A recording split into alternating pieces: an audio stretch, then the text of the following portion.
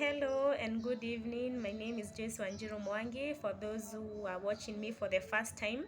And I'm going to start my today's video as I promised by the definition of the word of the term mental health. And I'm going to say this that mental health is a state of well-being whereby individuals recognize their abilities, they are able to cope with the normal stresses of life, work productively and fruitfully, and make a contribution to the community. This is a definition by the World Health Organization, which says, we're just going to read it once again so that we can be able to get. It is a state of well-being whereby individuals recognize their abilities, are able to cope with the normal stresses of life, work productively and fruitfully, and make a contribution to the communities. So you realize that the term mental health is broken into parts, and these have to be like all as a whole, they have to be true for the term mental health to be also be a truth. So we have said that there is recognition of someone's ability to be able to cope with the normal stresses of life, work productively and fruitfully, and also make a contribution to the societies. So when someone has or rather maybe for someone to qualify to say that they have mental health or they are fully healthy in terms of their mental capacity, they have to be able to recognize their individual abilities, they have to be able to cope with the normal stresses of life, they have to be able to work productively and fruitfully, and also make a contribution to their communities.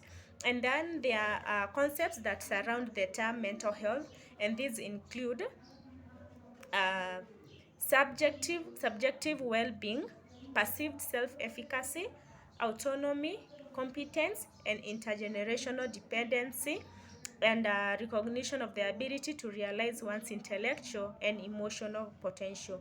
Let me go at it once again. The concepts of mental health include subjective well-being, perceived self-efficacy, autonomy, competence, intergenerational dependence, and recognition of the ability to realize one's intellectual and emotional potential. Uh, the mental health concerns enablement of competences of individuals and communities, and enabling them to achieve their self-determined goals. So you realize the term mental health, it works around enabling the competences of individuals, that is helping people to be able to realize their own individual competences, that is their abilities to be able to solve problems, abilities to be able to do certain things. Then that is the simplest way I can be able to define competences. That is just abilities, someone's capacity to be able to do something, and that is for the individuals as well as for the communities, and as well as enabling them to achieve their self-determined goal. That is the goals that someone has set for themselves, things that they wish to achieve, things that they even want to achieve concerning themselves, that is even their bodies. You realize that there are people who work towards maybe body shaping, and that is their life goal, that is a goal for someone. And so mental health enables communities as well as individuals to be able to achieve those self-determined goals. I'm going to I may not define all the terms that I've used there, especially on the concepts of mental health, but I'm going to explain one that I feel I should, that is subjective well-being, which is a self-reported measure of well-being typically obtained by questionnaires. That is how people experience the quality of their lives, including both emotional reactions and cognitive judgments. That is just to say, maybe in a simple term, how someone can be able to gauge themselves, someone can be able to rate themselves, given maybe a scorecard, they can be able to score themselves and give themselves maybe a certain score, let's say over 10, or over even in terms of a percentage, out of 100. How can someone be able to just gauge themselves, their capacities, their qualities, and even their emotional reactions and cognitive judgments? How are you able to cope even with like if I given maybe a questionnaire that comes with different qualities, and someone is given the freedom to just rate themselves and to score themselves, how can they be able to do that? That is what we call subjective well-being. How someone can be able to measure, to give a report or the measure of their well-being. Typically, maybe just the qualities of their lives and emotional reaction, as well as cognitive judgments, as I've said. The next thing I'm going to talk about is mental disorders. And you realize that these terms are usually used intertwined. That is, we have mental health problems, we have mental health illnesses, and mental health disorders. Sometimes you may find someone using either of them, but meaning just around the same thing. And I'm going to say this, that mental health problems can affect anyone in the society, but the most vulnerable members are the poor, the homeless, the unemployed, persons with low education, victims of violence, migrants and refugees, indigenous populations, children and adolescents, abused women, and neglected elderly.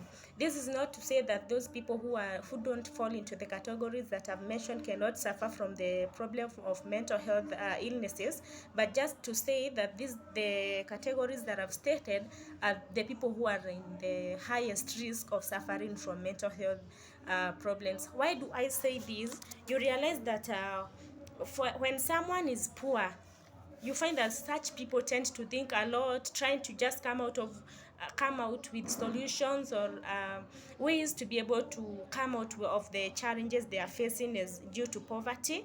You find that the homeless, just by the fact that they do not have somewhere to live, they have so much in their mind, they have so much pressure on them, so just trying maybe to work around their problems and trying even to just figure out how they can be able even to afford somewhere for themselves to live.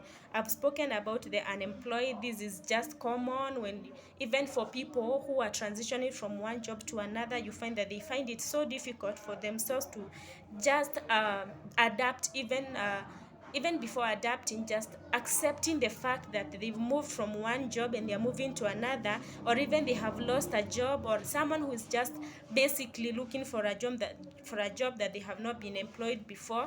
You find that such people usually have so much pressure on themselves, and this can result into mental disorders. I've spoken about people with low education. This is very common because these people kind of usually feel they are less, and even just like I had said when I was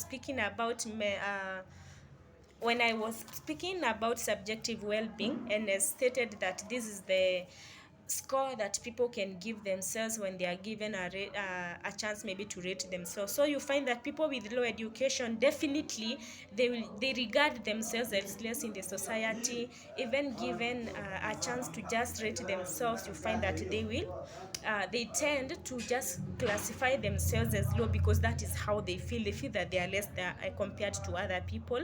I've also spoken about victims of violence. This is very common and it's universal for anyone. When someone is exposed to violence, they tend to just have they become stigmatized, and this could result in mental health problems, because just their capacity, or even just their minds, they are switched to think. Let me give an example. You find that such people tend to usually have maybe nightmares, and even have bad dreams, and you find that these bad dreams or the nightmares, they occur so frequently that at the end you find that someone or the victim tends to just like, they can even, we find that sometimes they'll even tell you that I feel like I'm losing it. It's not because of what they are experiencing at that moment, but as a result of what maybe they witnessed some time back.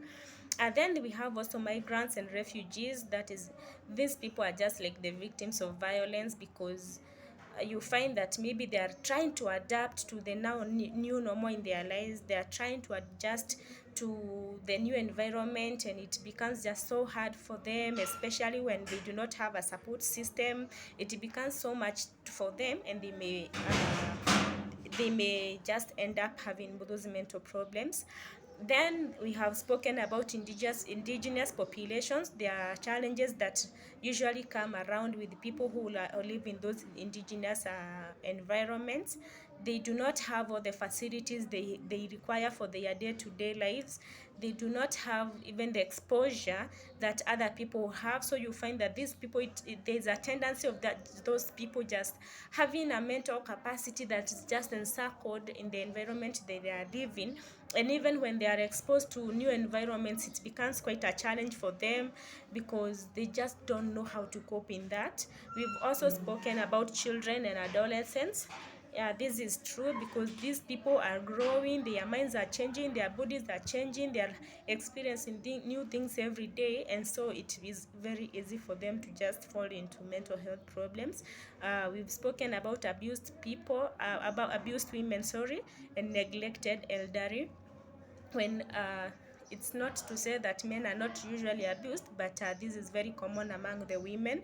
And when they are abused, it becomes so much pressure on them, and we've seen and we've read even in the news, we've watched in the news where we find that women even killing themselves and even killing their own babies, throwing themselves into rivers, just committing suicide. And when you investigate, you find that it's because of maybe some abuse that occurred to them due to maybe domestic violence or just any other kind of abuse. Could even be rape, yeah, such. And also the neglected elderly, I think, and I would tend to think that these are actually the most vulnerable members of the society towards mental health problems, because these people lack the care that they need for their day-to-day lives, and they just like, for them it becomes so hard to cope, especially when they are living alone, especially when they do not have the, what can I say, just the daily basic needs. You find that these people have so much for themselves. They just feel lonely, just feeling lonely, actually, even when they have everything they need, but they are lonely. It is very risky for them, and they can fall into those mental health problems. Then I'm going to proceed and say that these problems or disorders or illnesses could include diagnosable disorders like anxiety and depression, as well as behavioral acting. You find that people normally misquote, as I said last time, they misquote or they define wrongly the term mental health, or even the mental problems, and it is easy for someone to just say that they do not have a mental problem, basically because for themselves they feel normal, they feel okay, they are just behaving normally, and they have everything they need. But when you look at someone, you can easily say, you can even be able to say that these people are not okay, considering the way they are behaving or acting. There are also disorders, as I've said, that can be diagnosed in the medical facilities. And so those are the major categories of mental problems or mental illnesses. And I'm going to also say that mental problems or disorders or illnesses, they manifest through alteration in mood, thinking, and behavior associated with distress or impaired functioning across various domains. So you'll find there are various methods that can be used to just tell that someone has a mental problem, and this is manifested in the various ways that I've stated. We have the alteration in moods, people just switching from one mood to another. One moment they are happy, the next they are unhappy, they are sad, and you cannot even be able to predict them because they keep switching. There's also thinking. This can even be done by someone just evaluating themselves and just feeling that they have so much to think about, they have so much pressure in their thinking, and just generally they can even be able to tell you that I just don't feel okay, I feel there is so much in my mind. And it's easy for them to know that they have a mental health problem, though it may be hard for them to accept that it's actually a mental health illness. You can also be able to tell through someone's behavior, which is usually associated with distress or impaired functioning across various domains. Just the way someone behaves in a normal activity, or even on a normal day, the way they carry out themselves, you can be able to tell that someone has a mental problem. So yeah, that is it for the definition of mental health problem, and I'm going to stop at that. And the next time we are going to be discussing on the effects of mental health problems, the implications that it has on the individuals, the society, and also the challenges, or can I say the economic challenges, or the economic results or implications that mental health has on the society, the nation, and even to the individuals themselves and the associates, as I mentioned. Uh, that is the people who live with those people with mental problems, their families, the caregivers. We are going to look at on the effects of mental health on them, as well as even on their economic life. So guys, that is it for today. Until next time, I wish that we can just keep internalizing and getting to understand and even accept the new information that we have about mental health problem, and we can also even be able to evaluate ourselves and even tell whether we have mental problems or whether we even need support. And as well as from the list that I've stated of people who are most vulnerable members of the society to fall into mental health problems, it is easy, as I've said, and I think we can be able to just maybe offer them the help that they deserve, the kind of support that they deserve, because mostly you find that these battles they can easily be won if we could all just accept one another, support one another, care for one another, want to know how others are doing, and just being there for them. So guys, until next time, that is it for today. Thank you so much.